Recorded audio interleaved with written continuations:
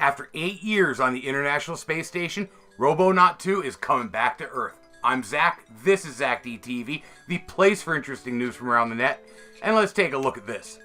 Robonaut 2, the first humanoid robot in space, was sent to the space station in February of 2011 on STS-133, which was the Space Shuttle Discovery's last mission.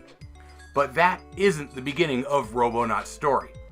The idea for a humanoid torso robot was originally developed back in 1996, and NASA started work on the Robonaut 1 project. This is the same concept as what ended up being Robonaut 2. He's a two-armed torso humanoid robot, and they also had a couple ideas on how to mount him to structures to make him move. Things like a Segway-looking device, his own personal rover, and even this creepy leg thing. The crazy part about it is that is what they decided to go with. Well, after initial testing on Robonaut 1, they stepped into Robonaut 2, which is the program we have now. Robonaut 2 was designed in partnership with GM. They were looking to increase the ability of their robots on their assembly lines, and NASA wanted to put a humanoid robot into space. So the team up was perfect. And what they came up with was really, really impressive. Robonaut 2 carries over 350 sensors on board. Behind that helmet, there are 4 visible light cameras, and where his mouth should be, there's a 5th infrared camera. In total, he has 42 degrees of freedom, down to his fingers, his elbows, and every other joint on him.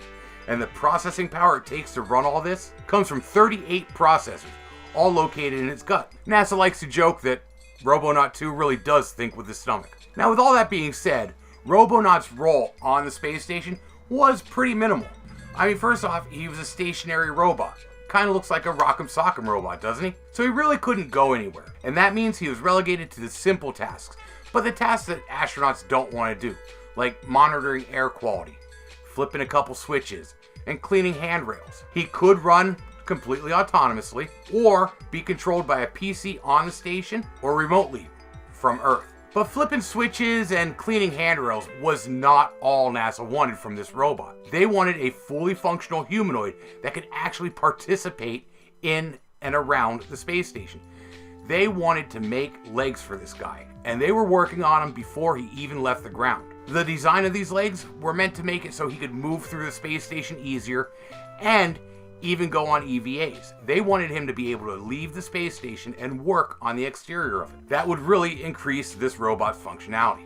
Well, in 2014, NASA felt they had the design down. They were ready to send these fancy new legs up to the space station to give Robonaut the mobility he deserved. Because the robot was going to be in space only, they decided to make the legs more like another set of arms. The legs have 7 joints, so it's able to twist and turn in odd directions. Each hand is equipped with a gripper, so that way you can manipulate items, and a camera, so you can see what you're grabbing, or maybe get shots that you couldn't see from an astronaut's perspective. So these legs arrived at the space station in 2014, and astronauts got to work adding these new appendages to the robot torso. Unfortunately, NASA really didn't think ahead, and this robot was not built to be plug and play. This wasn't modular in the least. And the astronauts, well, they're astronauts, but they're not electrical engineers. A process that should have taken them 20 hours when it was performed on the ground ended up taking them over 45 hours to complete. And the robot never worked right again. They were able to get a little bit of motion out of it. It was able to work for a little bit, and then something inside would fry. Another problem that held it up is the robots that were on the ground aren't exactly the same as Robonaut 2. So the ground crew couldn't even help with troubleshooting the way they should have been able to if they had the same robot back here on Earth. But hey, we have to give it up to the astronauts. They did play and tinker with this thing for nearly a full year before they said, hey, we can't do this up here. They found there's probably a bad ground, which is helping power not be distributed evenly and causing some things not to get enough power and other things just to fry. And so basically, Robonaut has been sitting in a corner waiting for a ticket home so he can get repaired. And his time has finally come. They have Robonaut packed up right now, and he will be returning home on the next shuttle mission to go get serviced. If they find that the astronauts tinkering in there kind of mess things up too bad and Robonaut can't be repaired, they will send one of the other 5 that are here on Earth with legs already attached, back to the space station as soon as they can. So Robonaut was the first humanoid robot in space, and he won't be the last. Before too long, there will be a four-limbed, robot monkey-looking, gold-helmeted space guy crawling around the space station, helping the astronauts with their jobs. So what do you think? Will there come a day when we no longer send human astronauts into space?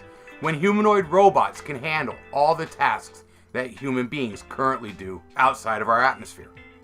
Or will there always be a place for humans in the space program? Let me know what you think in the comments down below. If you enjoyed this episode, make sure to like and share it with your friends. And subscribe so you know when I put out something new. Videos are out Monday, Wednesday, and Friday, so I hope to see you here again soon.